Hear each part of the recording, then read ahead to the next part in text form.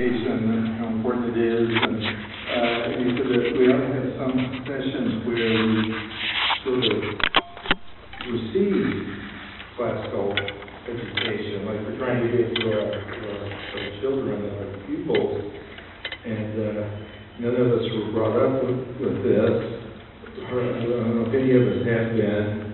And so there's something to be said about encountering these really inspiring and stimulating texts that those of us who are trying to give that to the children, we need that for ourselves too. So it's good that we had some sessions on Christian Kopp on Tolkien just now, and going to talk about George Herbert. And I'm going to talk about Herbert, but I'm also going to try to kind of model how to teach literature, how to get at what you need to get at when you're teaching literature, especially, or any art form, especially from a classical perspective. So I'll try to draw your attention to things that you can, I think, maybe do something similar with a lot of other texts. But George Herbert is a great ally for us. I think he's maybe the greatest Christian poet there is, in the sense of writing specifically about Christian spirituality and Christian theology. I can't think of anybody who really is on par with him. And he's especially satisfying, I think, from a Lutheran point of view. He's very much a poet of the Reformation. Before Herbert, when you read medieval Christian writers, people like one of the great ones, like Dante, God is way up here, and Dante describes the pilgrimage to ascend up to find God and to be unified with God. It's all about ascent. It's about our labor. It's about our climbing the mountains. It's about our flying through the heavens. And finally, God is up there, and after great labor, you meet God. You see it not just in Dante, but you see it in other pilgrimage poems. You see it in Chaucer. You see it in the Grail legend, the quest for the Holy Grail. It's all about human effort. God is above it all. God is there. He's great. He's wonderful. But we have to find Him. Whereas when you read Herbert, it isn't that in any of his poems he's ascending to God. God is coming down to him. He's made himself. He's running away from God, if anything. And God comes down. God breaks in to Herbert and to the situations he's writing about. And you see that's where the Reformation shows up in literature. It isn't just Herbert. You see something similar with other poets of the Reformation, John Donne, John Milton, other metaphysical poets, and of course that's dramatizing grace. And if we're saved by God's work and not our works. And so that's something to notice. But with Herbert, you see that theme of grace.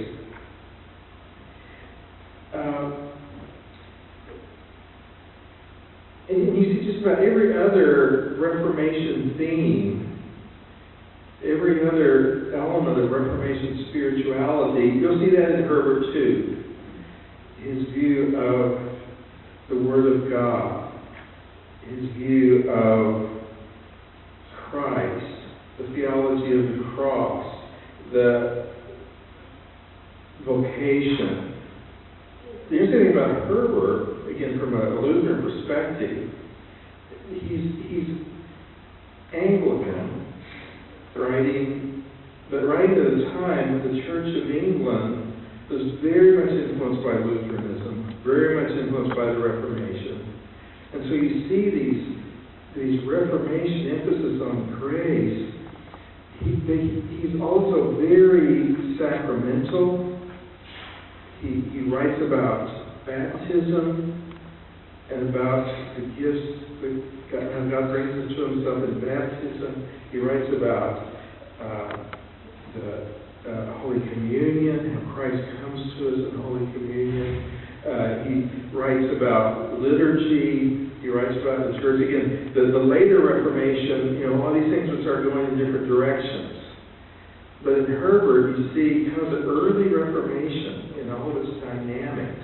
It's very, very rich. But Herbert is so little known in Christian circles or Lutheran circles. But evangelicals talk about a personal relationship with Christ. You see that in Herbert. He's such an ally of any kind of Christian gospel, Bible-believing Christian that it astonishes me that Christians don't know about him. Although he's exactly the writer many of them are looking for and wishing there were, and there he is, but oblivious to him. Now the secular scholars, they totally know about Herbert. They completely respect Herbert. They consider him one of the major figures in English literature. And I'm going to show you the reason why. So he's very popular. He's in all of the Norton anthologies and very important figure in English literature. It's just strange to me that who is a big advocate of him who didn't even know about it. Recently, though, his stock has really gone up. A few months ago, there was an article in the British, I think it was the London Daily Telegraph, by a woman who had been an atheist and who was converted to Christianity because of Herbert's poetry. And she wrote a wonderful account of why this happened and how this happened. She did a series of articles on Herbert's poetry, why they connected to her and had the impact on her that they did.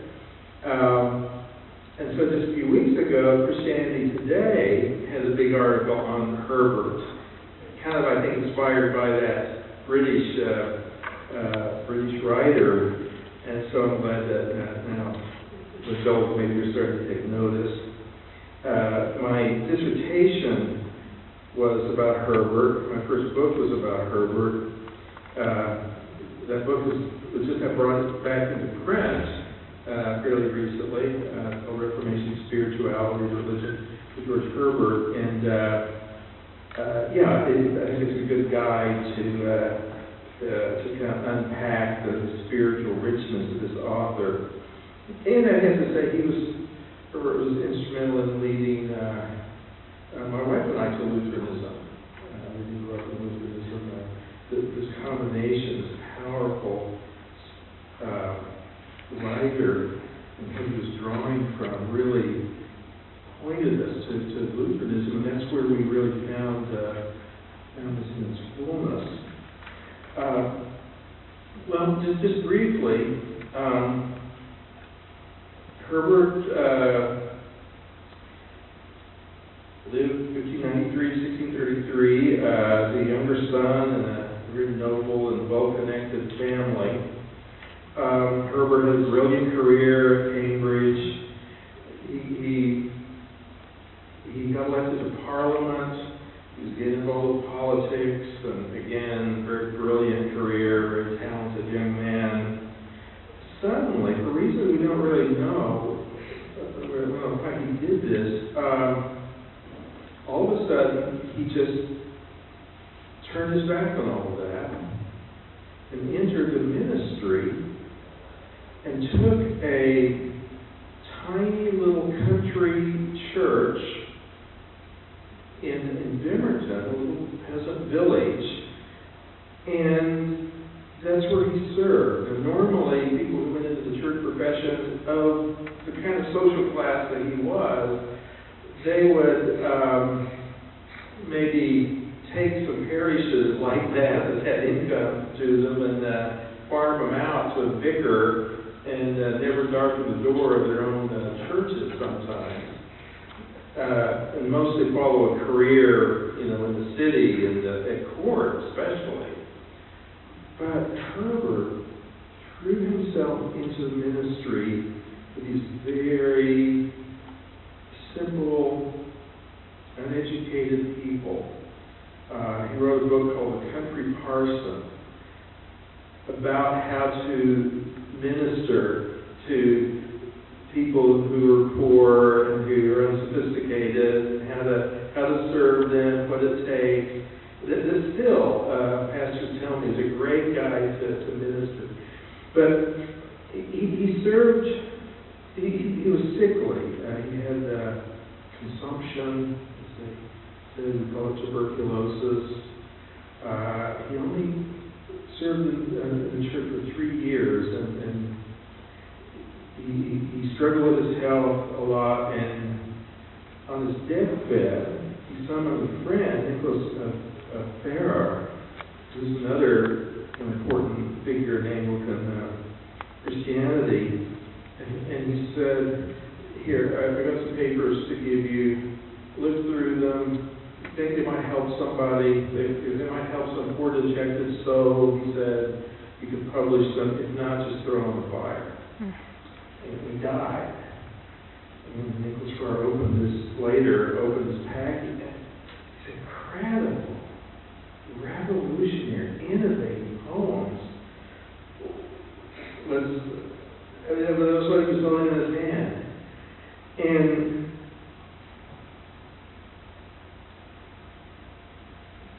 this is the output.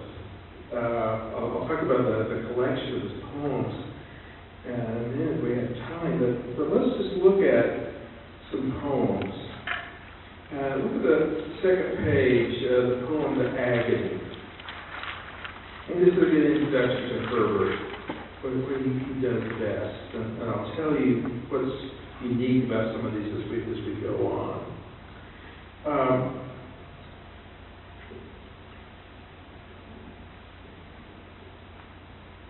Let's just read it.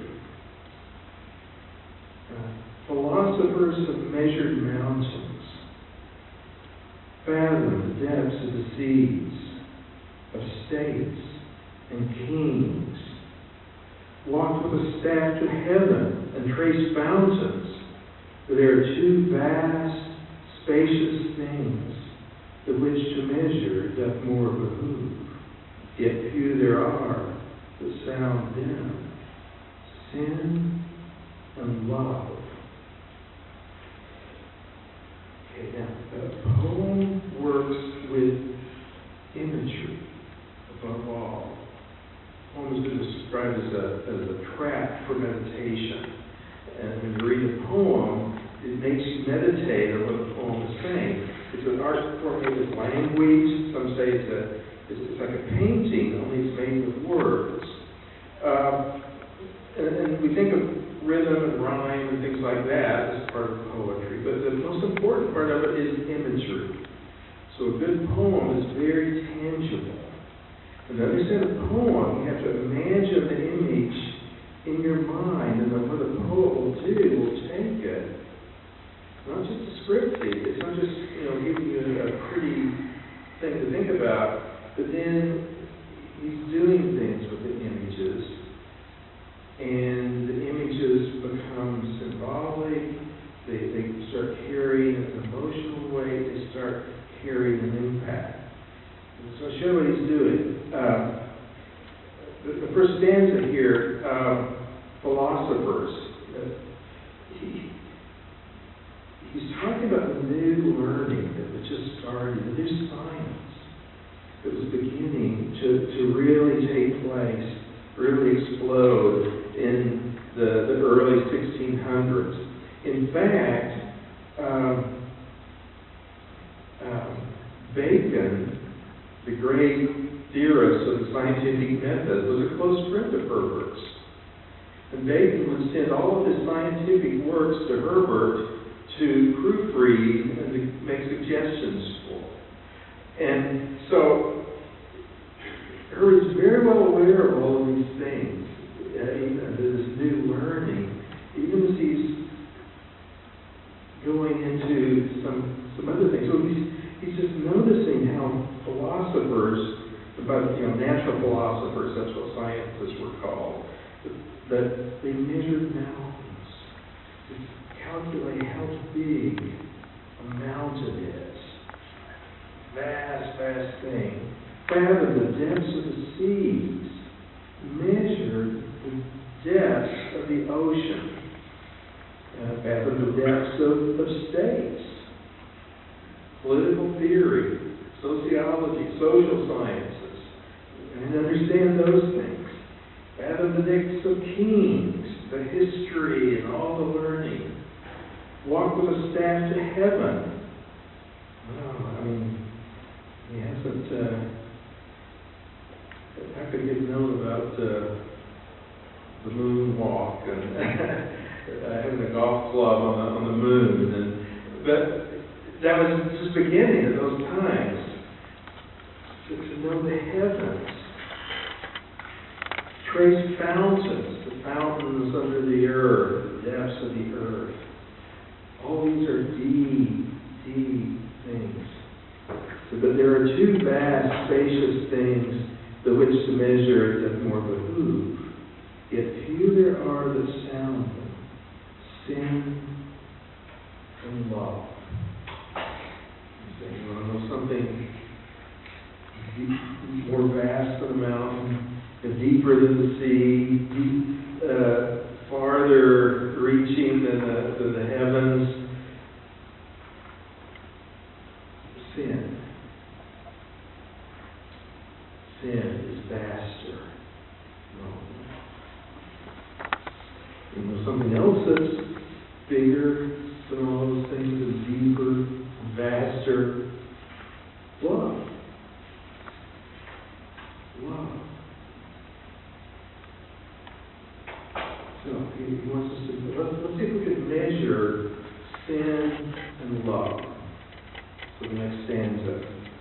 And who would know sin, let him repair unto Mount Olivet.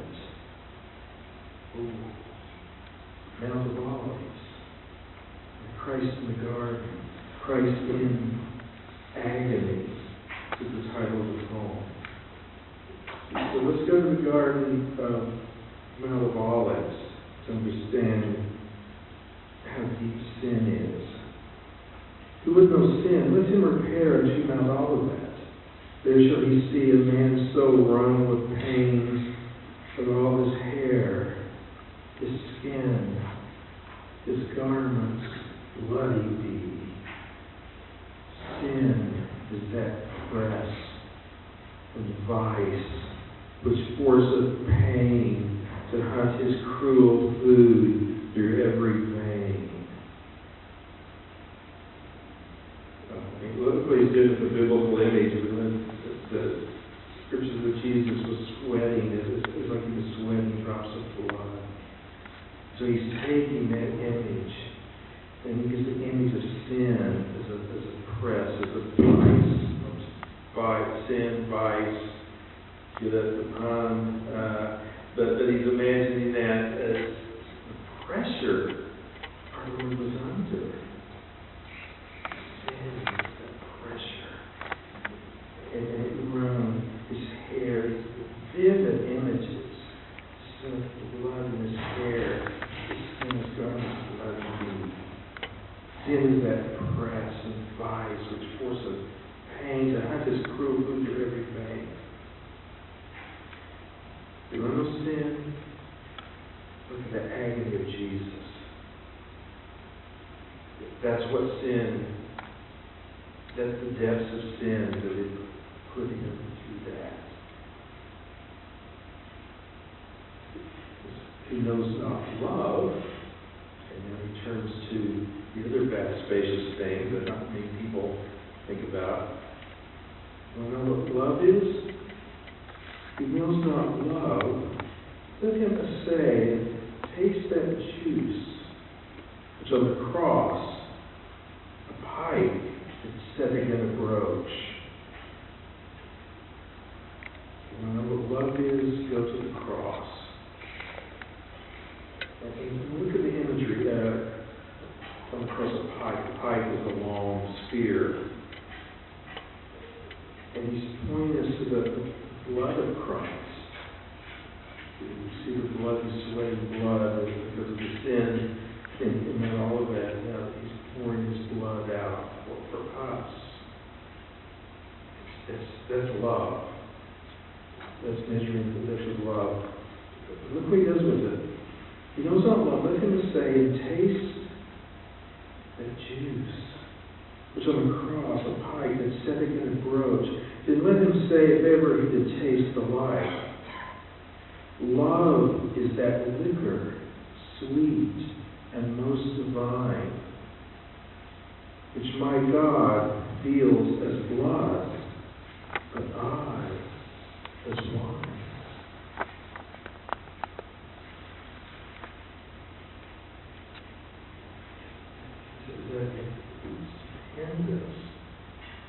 And because it's sacramental. This is just taste the juice. No?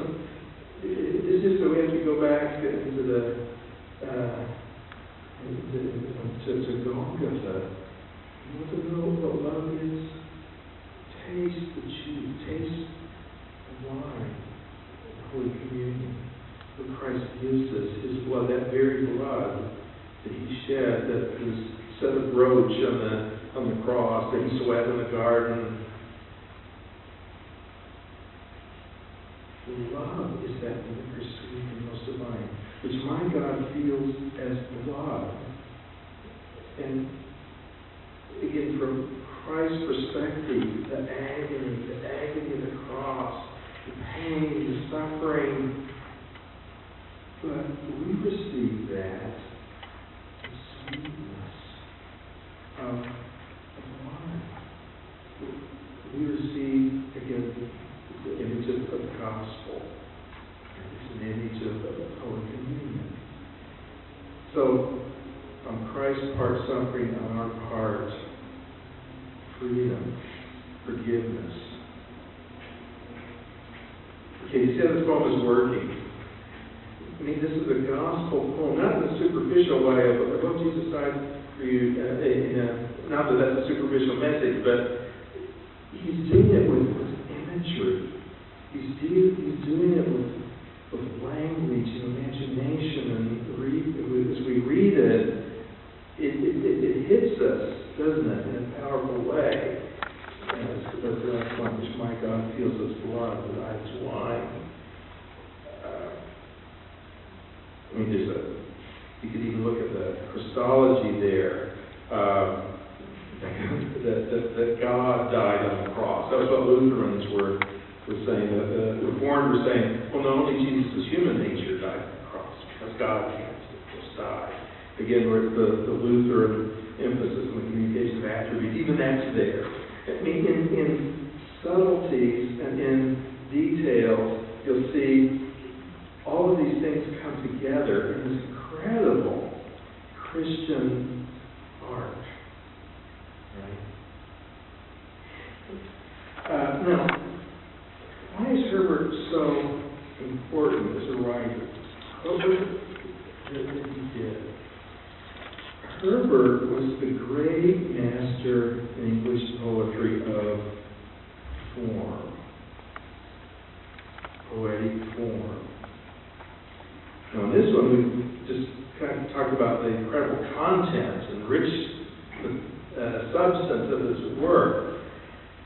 But it's the form that turns the subject into a work of art. And Herbert was a great innovator of poetic form. When you read poets before Herbert, I mean, very, very great one, Shakespeare. Shakespeare wrote sonnets. All these sonnets, and they're wonderful. And there's sonnets, ballads, and ballades, and sestets, and couplets, and heroic verse. all these different sort of prepackaged forms, and the poet would do all kinds of things with them. Herbert would invent basically a new form for every poem. Okay, the modern poets do that all the time, but again, it's not an obvious thing to do, and even modern poets probably wouldn't do it without Herbert. But what he did, though, was to create a unity of form and content. Now, when you're studying classical aesthetics, look for that unity, where the content and the form perfectly joined together. And for Herbert, the form actually communicates the content and shows the content in a very complex way.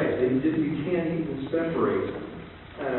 Let's look at kind of a simple poem, Easter Wings, on the front page.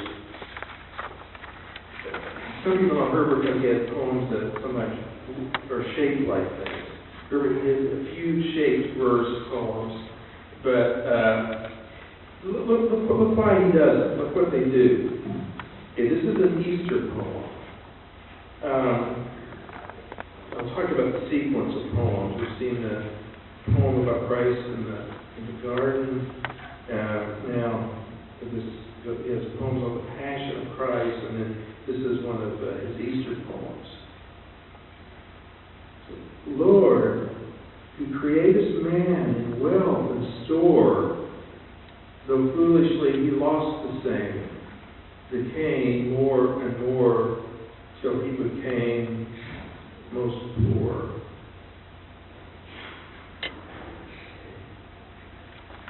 First line, God created man, wealth and store, and all the great things that Adam and Eve had in the garden, and he lost them. He's decaying more and more. And of course, he's saying that man is decaying, and so the lines are decaying, right? Man is getting weaker and weaker, and so the lines are getting shorter and shorter. So there's a connection between the form, the lines getting shorter, and what the lines are talking about, the decay of man since the fall. Okay, you see that? Now, with thee, we have 4 syllables, 2 syllables. When he's most poor, we have 2 syllables in that line. And then the next line also has 2 syllables. With thee. With Christ. Notice where Christ comes at the lowest point. When man is most poor, then that's where you see Christ. With thee, oh, let me rise. Now the lines start getting bigger and longer. And the decaying is reversed. With thee, oh, let me rise. And with Christ's resurrection, let me rise with your resurrection. As larks harmoniously, great image, larks are birds that nest at night on the ground. When you walk early in the morning, a lot of times then the birds will the larks will just fly up singing. An image of joy, of early morning, like that Easter morning, and joy. And sing this day thy victories. So he wants to sing the victories of Christ on Easter. Then shall the fall further, the flight in me. The fall becomes flight, and the stanza becomes me. Okay, now the next stanza, my tender age and sorrow did begin. the first one was about man, about Adam and Eve, the human race. Now he's talking about himself. He said, I decayed also. The second one, he applies it personally. My tender age and sorrow did begin, and still with sicknesses and shame did so punish sin that I became most thin. With that outline's the same. Christ meets the human race at its lowest point, and Christ meets him at his lowest point. Let me combine and feel this day thy victory. For if I dip my wing on thine, affliction shall advance the flight in me. And so again, it's replicated his life, and the result is wings. Okay, now, this business of having form reflecting content, he does this in some many very sophisticated ways. I name one of his greatest forms is the collar, right across there. Okay, I struck the board and cried, no more, I will abroad. It's a gesture. I struck the board, no more. I'm out of here. You're just so fed up. It's a no more, I will abroad. This is a poem about wanting to leave his vocation. One of the things that the woman who's the atheist said that she found in Herbert such honest struggles with, and such honest depiction, working through struggles of doubt and frustration and, bad things that happen, and how he's struggling with these in terms of his faith, just how convincing that is. This is one of those. This is a poem about wanting to leave your vocation. In his case, as we read it, he's wanting to leave his ministry. But you can, it's very similar, probably, people want to leave their marriage. They get fed up, struck the board, no more, I'm out of here. Or leave their family, or leave their other responsibilities. But this is specifically a poem about a very talented young man who knows he could be a famous poet if he could go out and hang out with, the Shakespeares and go to London and the stage. He turned his back on that to just be in this little obscure country church where people don't understand him half the time, one problem after another. He's to the point where he just wants to throw that back, go back to his life, go back to the life of nobility, fame, and fortune. Look what's going on here. I struck the board and cried, no more, I will abroad. What? Shall I ever sigh and pine? My lines and life are free. Free is the road, loose as the wind, as large as storm. Give a desire for freedom. My lines are free. Again, referring to his literary genius. My life is free. Free as the road. That's Jack Kerouac, right on the road. The road is an image of freedom. It's here in Herbert in the 17th century. Shall I be still in suit, always and pray and ask for things? Have I no harvest for the thorn to let me blood? In all of his work, in his ministry, what's the harvest? Well, thorns. And he's bleeding from them, it feels like. And not restore what I have lost with cordial fruit. What is a fruit? words of pleasure. Sure, there was wine before my sighs did dry it. There was corn before my tears did drown it. Is the year only lost to me? Have I no bays to crown it? The bay was the crown that they would give in classical times to the poet, the image of fame and acclaim. So why don't I get the garlands around my head? Have I no bays to crown it? No flowers, no garlands gay, all blasted, all wasted? Not so, my heart.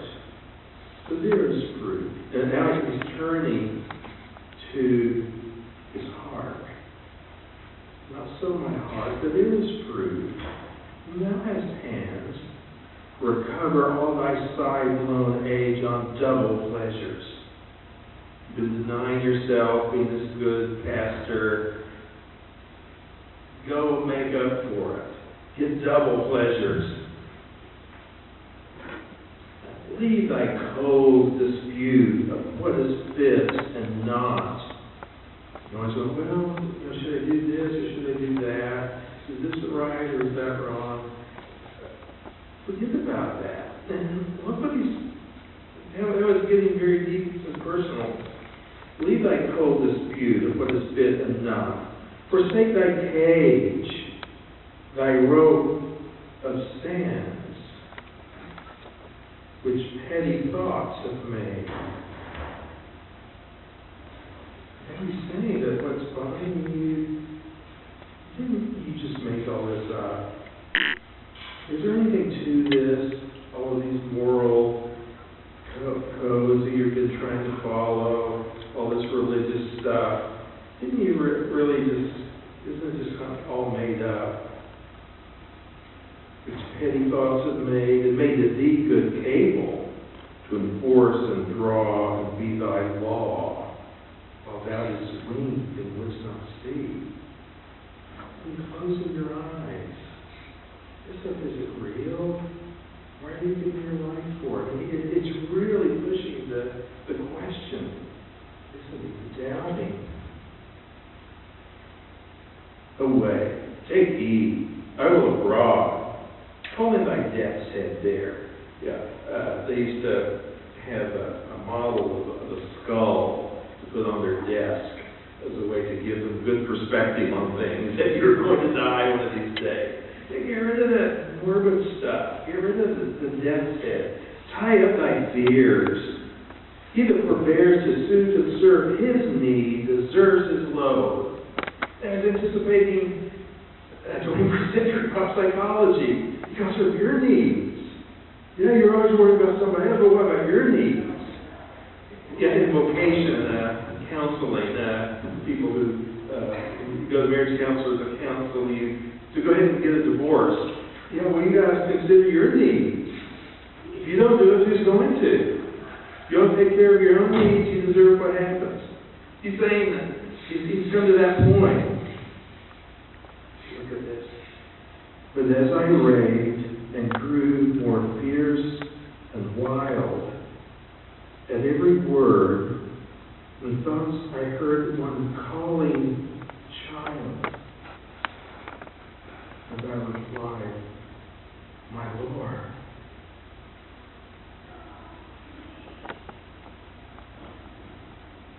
As I raved and grew more fierce and wild, at every word, methought I heard one calling, child. And I replied, my Lord. What happens to the rebellion? It just melts away. Here's one calling child. Notice how that word breaks into this rebellion. And it's a word of God's love. That you're my child.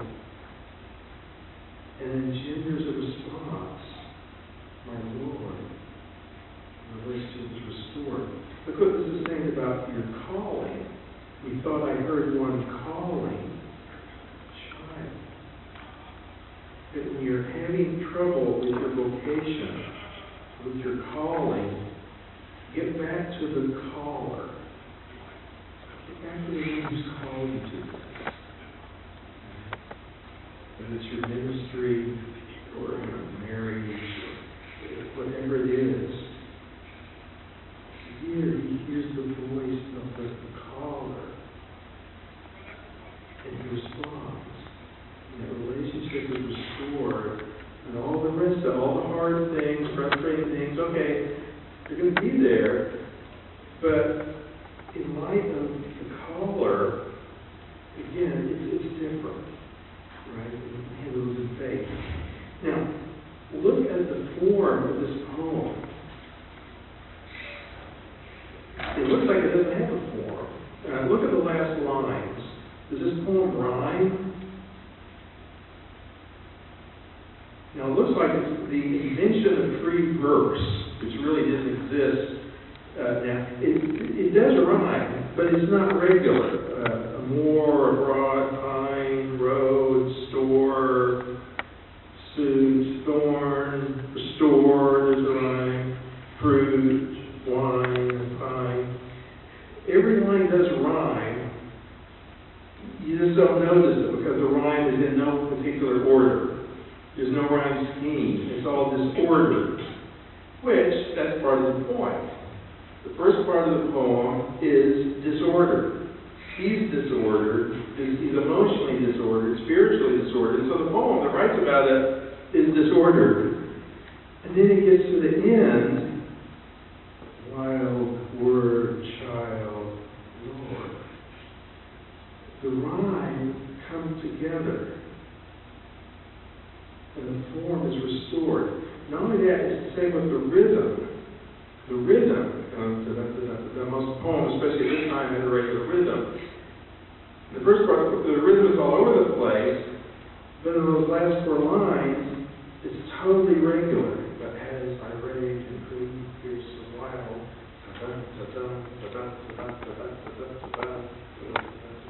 the rhythm comes together. The length of the lines come together. The lines, some of the lines have five feet, five stresses. Some have 2, some have 4, some have 3. So they're all mixed up. But at the end,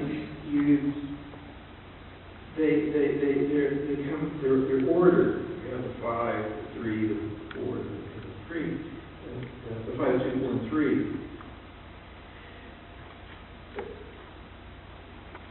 Well, part of this poem, again, order is restored.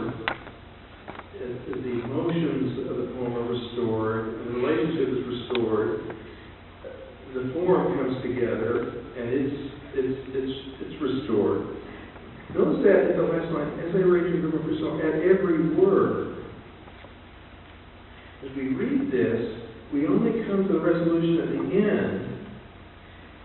He's saying, though, that all along, God is calling him child. Okay. Now, there is an order to the poem, but you don't know what the order is until you get to the last. And then you can go back and say, oh yeah, there's an order there all the time. And that's part of his point also. Because he thinks everything is so terrible in his vocation. There is an order. God is working through that too. And just briefly, look at the imagery. Which is sometimes going in two different ways at once. Okay, I struck the board and cried no more. Okay, what would be the board that a pastor would be presiding at, that would be striking at? The private communion table, or at least that term is used for the altar. And so maybe it's a board at his office or his study, his table there. But the table can remind one of the communion table, which is where we hear the voice calling child. Right? My lines in life are free. Free is the road. Herbert was a big course, the freedom of the road, that's easy, but there's an old word, a very great poem, The Dream of the Rood, R-O-D, which is pronounced in Herbert's time, the road. That's a word for the cross. And so, freedom of the road, yes, freedom of the cross. Yeah, there's freedom of the cross. He wants freedom, but the very words that he's articulating, ironically, are pointing him to the solution, even while the speaker maybe isn't aware of it. Well, Herbert's but a thorn, the living blood. Thorns, blood. What does that make you think of? Yeah, especially since we're in the agony. Christ crown of thorns. And of course, Adam's curse. In your labor, you will work on sweat of the brow, and bring forth the thorns, the frustration of work. But then it also reminds us again of Christ. He talks about wine. Again, remember the agony. And corn, which is a word at that time for wheat. He's using those for, what he wants, what he yearns for. But again, ironically, that's pointing to the Lord's Supper, and to the calling, Christ's calling as he gives us his body and blood. Anyway, it goes on and on.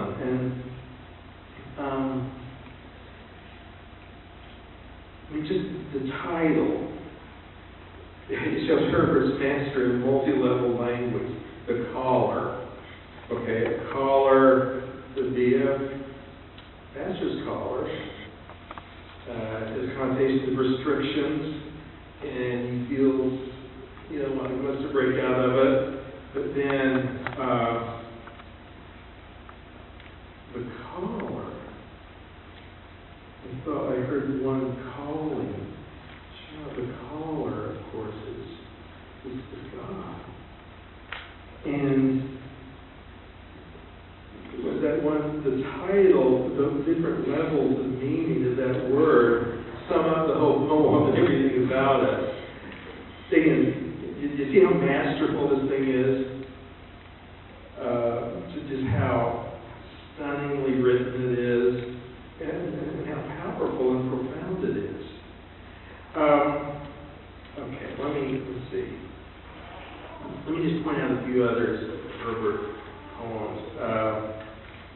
I love one, Aaron, in the back. Another more subtle way that he's using form to get across its meaning. It's a poem about a pastor putting on his vestments, being ready for the service. And he's thinking of the vestments of Aaron in the Old Testament, the priest who had certain robes and a turban and the jewels and bells. And in effect, he's comparing himself as a minister to Aaron and to the biblical requirements, and feeling that he's falling very short. So, Aaron. Holiness on the head, light and perfection on the breast. Okay, Aaron had a turban and it had a jewel that it says, "Holy to the Lord." So his head had a mark of holiness. And he had jewels, light, and perfection on his breastplate, and so on. So, holiness on the head, light and perfection on the breast, harmonious bells below, raising the dead, to lead them unto life and rest. Thus are true Aaron's dressed. That's the biblical standard for priest, for minister. That's true Aaron. profaneness in my head, defects and darkness in my breast, the noise of passions bringing me for dead into a place where is no rest. For priest, thus am I dressed. Only another head I have, another heart and breast, another music making live, not dead, without whom I could have no rest. In him I am well dressed. Christ is my only head, my alone only heart and breast, my only music, striking me even dead, that to the old man I may rest, and be in him new dressed. So holy in my head, perfect and light in my dear breast, my doctrine tuned by Christ, who is not dead, but lives in me where I do rest. Come, people, Aaron's dressed.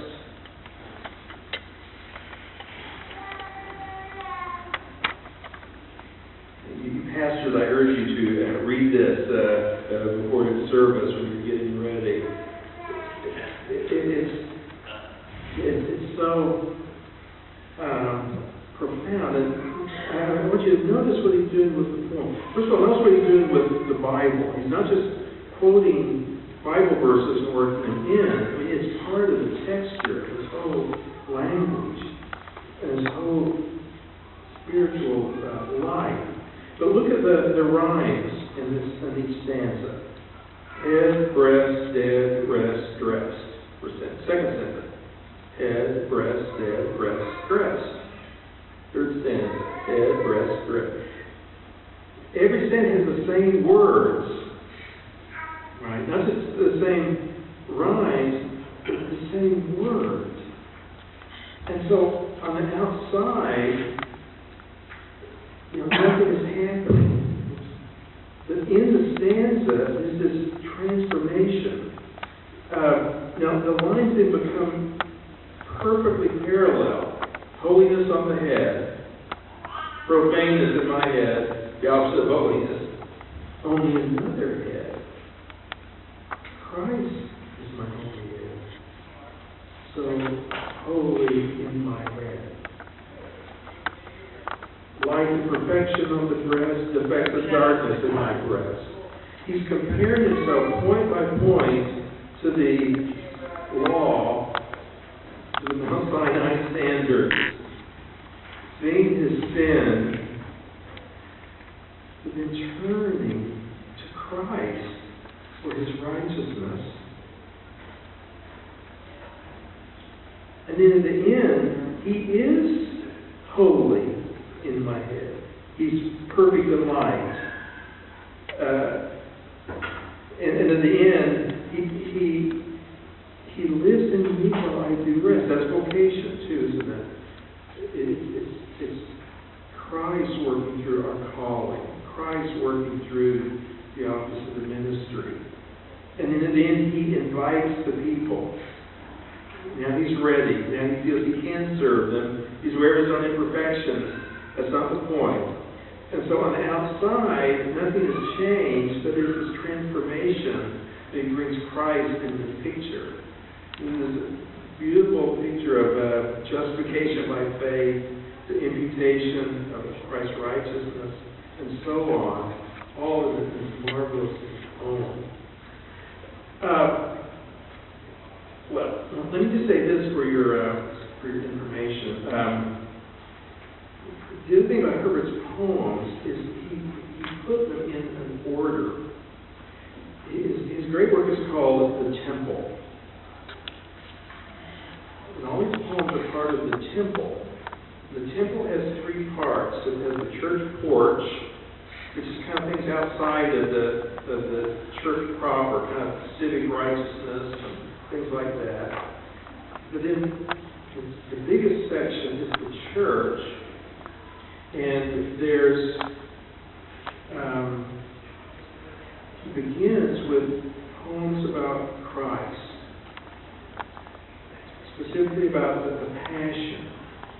And so he has the poems on the cross, long poem of the Passion, again, the agony, the garden, building towards then Easter poems and poems of response, where he's reflecting on what Christ has done. Then he has two poems on baptism, which marks the beginning of the Christian life. And then he has these very personal poems, and some are very happy, some are very filled with struggle, and the whole kind of ups and downs of the Christian life. At the end, there's a series of poems on death, and a poem about basically entering into eternal life. And there's another poem, The Church Militant, about kind of how the church, this conflict between sin and love, goes on in the external church through history. But so the placing of the poems are also very interesting. We're out of time. The final poem, Love 3, is a poem sort of where you're expecting a poem about heaven, the pearly gates and everything else. And what it is, it's about somebody who doesn't feel worthy to come into heaven. All the way through, he's struggling with this sense that he has to earn it. He has to deserve it. And Christ, in different ways, keeps bringing to the point of realizing that, no, it's free.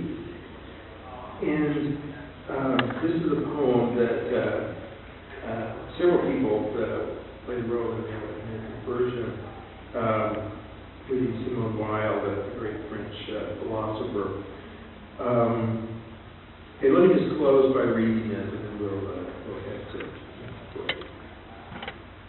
okay, love made me welcome, yet my soul drew back, guilty of dust and sin. The images of going into an inn after a long ride on a dusty road, exhausted, going into an inn, going back. But could I love, observing me grow slack from my first interest in, drew nearer to me, sweetly questioning if I lacked anything. The guest, I answered, worthy to be here. Love said, you shall be he. I, in kind and grateful, my dear, I cannot look on thee. Love took my hand and smiling did reply, who made the eyes but I? True, Lord, that I have marred them. Let my shame go where it doth deserve. And know ye not, said love, who bore the blame? My dear, then I will serve. You must sit down, says love, and taste my meat. So I did sit and eat. We've got that kind of sacramental image of Christ giving himself to us in the way it relates to that kind of banquet for the Lord.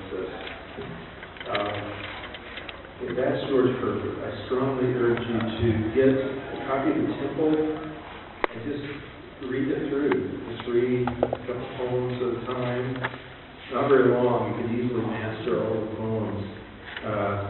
And I think you'll really be blessed by them. And also teach them. This is part of our heritage. Teach Herbert's poetry. But you can really not teach what you can do with poetry. Maybe you can raise up some new Herberts in the generations to come. So, thank you.